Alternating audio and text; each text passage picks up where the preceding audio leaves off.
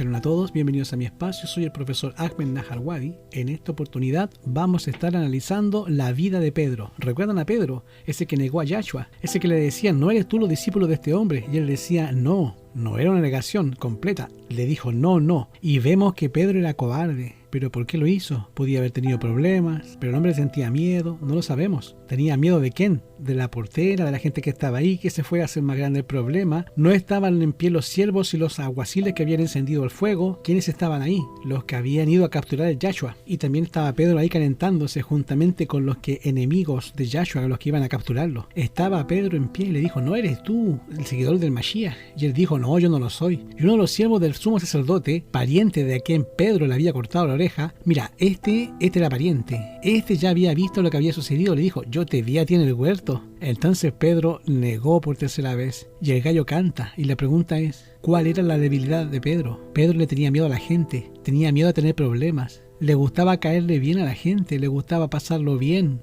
Era impulsivo, pero cuando se trataba de ponerse de parte de la verdad, aunque se desplomaran los cielos, ustedes dirán, bueno, este es el momento en el cual Pedro puede decir, como lo dijo Pablo en alguna oportunidad, yo quiero hacer el bien. Él estaba ahí porque quería ver a Yahshua, lo amaba, era sincero, pero nosotros encontramos que tenía una ley en sus miembros que era superior a él. El mal existía en él y ese hombre interior quería defender a Yahshua, ponerse de su parte, pero había una ley en sus miembros que se rebelaba contra la ley de su mente y lo llevaba cautivo a la ley del pecado que estaba en sus miembros. Él quería ser valiente, realmente era un cobarde. Pedro puede decir, miserable hombre de mí, ¿quién me libra de este cuerpo de muerte? Y Pedro, pasando el tiempo, se convierte en el apóstol, predicador, ganador de almas, el que andaba dirigiendo, porque el mismo Pablo dijo, parecían ser las columnas de la Quejilá, las menciona como las columnas, a Pedro, a Santiago y a Juan. Esto eran las columnas de la Quejilot de Jerusalén. A él le gustaba ser el líder, le gustaba que la gente lo conociera. Y seguramente todos lo conocían, pero cuando vino el caso de Dorcas fueron a buscar a Pedro. Cuando vino el caso de Cornelio, vinieron a buscar a Pedro.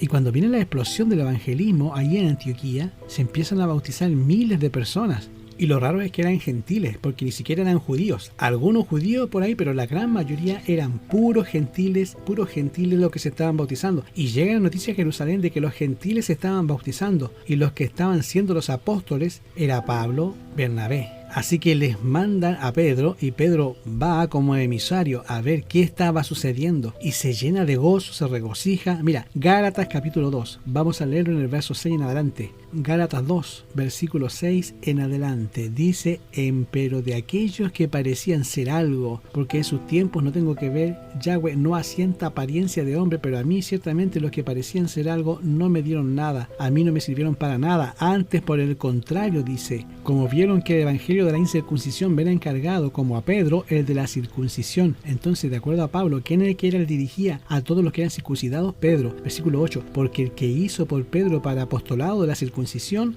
hizo por mí para con los gentiles. Pero para el punto de vista de Pablo, el que dirigía, el líder de todos los judíos o de los circuncidados, era Pedro. Aunque él sabía que el mero jefe era Jacob. Más rato te lo voy a mencionar, pero menciona a Pedro como el líder, como el foco de atención, el centro de todas las noticias. Y él se menciona a sí mismo como el apóstol de los gentiles. Dice el versículo 9, y como vieron la gracia que me era dada, como vieron el crecimiento espiritual, la popularidad que Pablo tenía entre los gentiles, Jacobo, Pedro y Juan, que parecían ser las columnas. Noten quiénes son las columnas de acuerdo al punto de vista de Pablo. Ahí están Jacobo, está también Pedro y está Juan. Y dice, nos dieron las diestras de la compañía a mí y a Bernabé, para con nosotros, para que nosotros fuéramos los gentiles y fueran a los de la circuncisión. Solamente nos encargaron, versículo 10, que nos acordásemos de los pobres. Lo mismo que fui también solícito en hacer. O sea, le pidieron que se acordara de los pobres y ellos cumplieron con esta misión. Pero sin embargo, cuando Pedro llega, te voy a contar la historia. Aquí la cuenta, pero la vamos a leer. Mira, Pedro ve todo lo que está sucediendo entre los gentiles y se llena de gozo. Y se juntaba con los gentiles y empezó a vivir como si fuera un gentil entre los gentiles. O sea, no se preocupaba de hacer los lavamientos ceremoniales antes de comer. Los judíos tenían una serie de reglas hechas por humanos, serie de lavamientos ceremoniales. Nosotros entendemos que lavarse las manos está bien antes de comer y antes de ir al baño, pero ellos tenían unos lavamientos ceremoniales en los cuales se dejaban caer agua de la mano hasta el codo y cosas que tenían que hacer, y eran cosas de purificación, cosas de hombre, cosas de pecado que no tienen nada que ver, porque no era así, pero Pedro ya no lo estaba haciendo. Otra cosa que no podían hacer era entrar en casa de gentiles, y Pedro vivía en casa de gentiles. No se podían sentar a la mesa con incircuncisos, y el Pedro estaba sentado comiendo y cantando con los incircuncisos y andaba feliz entre los incircuncisos. El problema fue cuando Santiago le envía a los alguaciles, le envía a la criada, le envía a la portera, no sé si ustedes me entienden la parábola, la analogía, pero le envía a un grupo de personas que eran muy buenos para criticar y para llevar noticias y para voltear y hacer que las cosas se vieran bastante mal, aunque no fuera así, pero se los envió para que vieran cómo estaba la cosa ahí entre los gentiles. Y cuando los de Jacob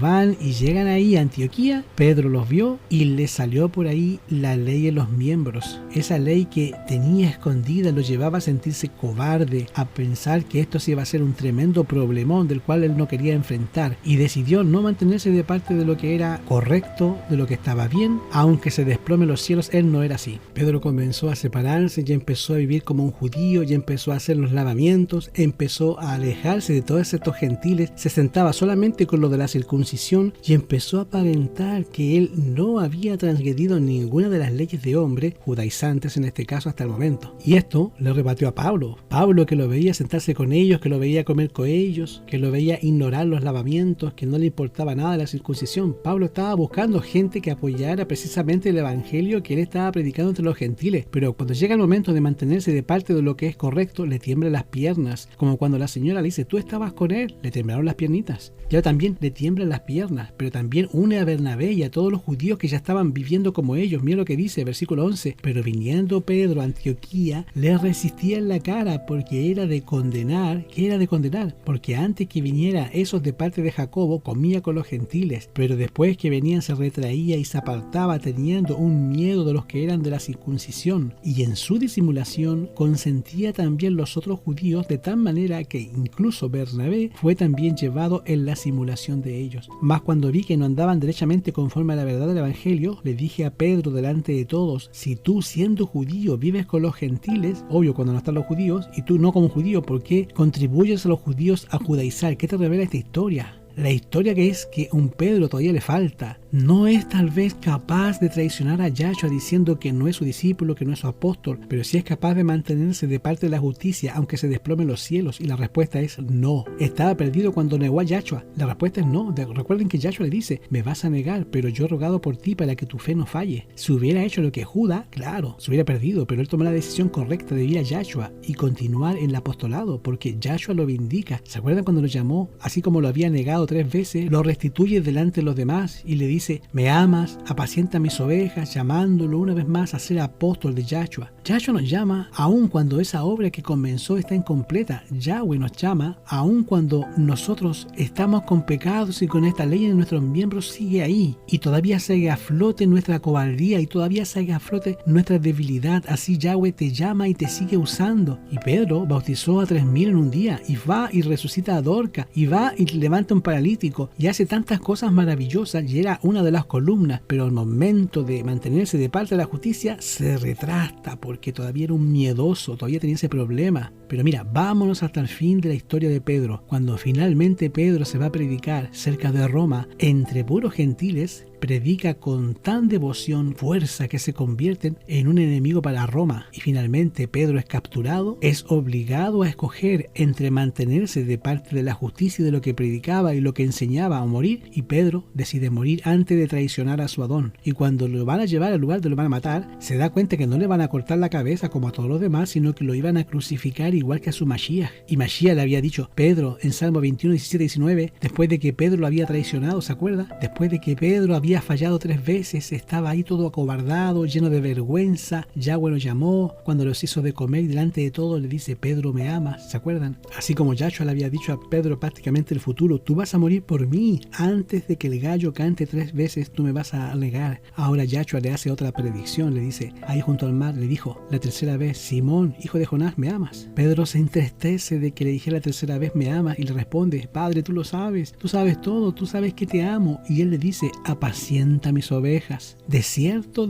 te digo, ahora no le dijo, antes que el gallo cante 2 veces tú me vas a negar 3 veces, le dijo una predicción. Mira lo que le dice, de cierto te digo, cuando tú eras más joven te ceñías, ibas donde querías, pero cuando ya seas viejo vas a extender las manos y te va a ceñir otro y te van a llevar a donde tú no quieres. Y el apóstol Juan se acordó de esas palabras y mira lo que dijo, dando a entender con qué muerte habría de glorificar a Yahweh. Y añadiendo esto le dice, sígueme. Ahora sabemos que a Pedro no le gustó porque Juan como que se estaba riendo de lo que le estaba diciendo, entonces le dice, maestro, ¿ya este qué? Y Yahshua dice, bueno, si este quiero que quede hasta el final de los tiempos, ¿qué te importa? Sígueme tú. Y es ahí donde salió el dicho entre los discípulos que Juan no iba a ver la muerte hasta que Yahshua viniera, pero no tenía nada que ver con eso. Lo cierto, hermano, es que cuando Pedro es llevado por tercera vez a un entredicho entre mantenerse de parte de la justicia, Pedro finalmente toma la decisión correcta y va más allá. Yo no soy digno de morir como mi Adón. Así que Pedro fue crucificado boca abajo. Como dice Filipenses 1:6, estoy persuadido, dice el apóstol Pablo, que aquel que comenzó en nosotros la buena obra la va a ir transformando hasta que la complete. Y esto es una realidad para ti y para mí. Y gloria a Yahweh, porque revela cómo Yahweh nos puede transformar, llevarnos de cobardes a ser valientes, llevarte de traidor a un predicador, llevarte de un enemigo a un amigo, convertirnos de sin esperanza a hijos de Yahweh.